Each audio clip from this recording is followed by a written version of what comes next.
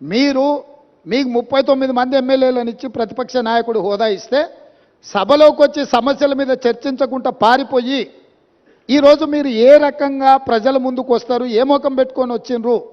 ఈరోజు నల్గొండ జిల్లా ప్రజల్ని మీరు ఏం వంచడానికి ఈరోజు అక్కడికి వెళ్ళిండ్రు? ఆయనకి ఇప్పుడు మళ్ళీ ఫ్లోరైడ్ బాధ గుర్తొచ్చింది. ఎందుకంటే కుర్చీ పోయింది కదా, కుర్చీ పోగానే కేసీఆర్కు గుర్తొచ్చేది నీళ్లు, నల్గొండ జిల్లా ఫ్లోరైడ్ బాధితులు.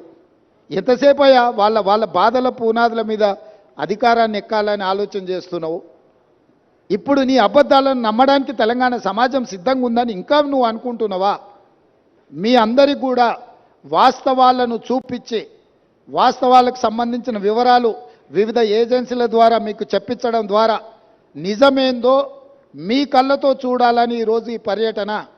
ఈ నిజాన్ని మీ కళ్ళతో చూసిండ్రు. ఈ వాస్తవాలను సమాజానికంతా మీరు చెప్పండి. న్యూయార్క్లో ఇది ఒక మ్యాన్ మేడ్ వండర్ అని చెప్పి న్యూయార్క్ స్క్వేర్లో ప్రకటనలు తీసుకుర్రు. నేషనల్ మీడియాలో ఇక దాని కథ చెప్పనంతగా కథలు చెప్పుకుర్రు.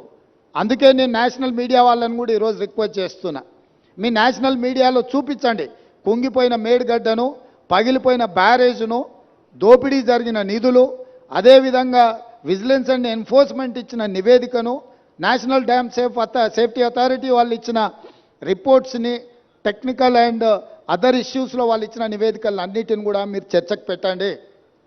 మేము చంద్రశేఖరరావు గారికి మళ్ళీ ఈ వేదిక మీద నుంచి నేను ఆహ్వానిస్తున్నా, మీరు శాసనసభకు వచ్చి నల్గొండలో ఎవడు లేని దగ్గర ఏదేదో మాట్లాడు కాదు, మీ గౌరవాన్ని మేమేం తగ్గించం.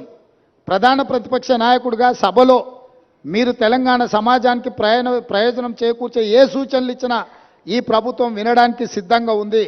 రేపు ఉదయం సభకు రాండి దయచేసి. ప్రత్యేకమైన ఎట్లాగూ శ్వేతపత్రం సాగునీటి ప్రాజెక్టుల మీద ఉత్తమ్ కుమార్ రెడ్డి గారు ప్రవేశపెట్టబోతున్నారు. చర్చలో పాల్గొనండి, మీరు సూచనలు ఇవ్వండి. ప్రతిపక్ష పార్టీ నాయకుడిగా మీ బాధ్యతల్ని నెరవేర్చండి. మీ స్వార్థం మీ అధికారం కోసం కాకుండా ప్రజల కోసం ఒక్క క్షణమైన ఆలోచన చేయమని నేను అడుగుతున్నా. నేను మొన్న కూడా చెప్పిన, ఈరోజు చెప్తున్నా, కృష్ణానది జలాలు కేంద్ర ప్రభుత్వానికి అప్పచెప్పడంలో ఏనుగు పోయింది, తోక మాత్రమే మిగిలింది. ఇప్పుడు ఆ తోక పట్టుకొని ఏనుగును గుంజే ప్రయత్నం మా ప్రభుత్వం చేస్తుంది. అన్ని పాపాలకు నువ్వే కారణం. నువ్వే అప్పచెప్పినావు, అప్పచెప్పడానికి నిధులు పెట్టినావు, బడ్జెట్ ఆమోదింపజేసినావు, అప్పచెప్పడానికి అవసరమైన లేఖలు రాసినావు. ఇవాళ తోక మిగిలింది, ఆ తోక పట్టుకొని మేము గుంజే ప్రయత్నం చేస్తుంటే ఇక చూసిరా ఏనుగును కూడా టీఆర్ఎస్ కాపాడితే కాంగ్రెస్ వాళ్ళు కేంద్రానికి అప్పచెప్పారు.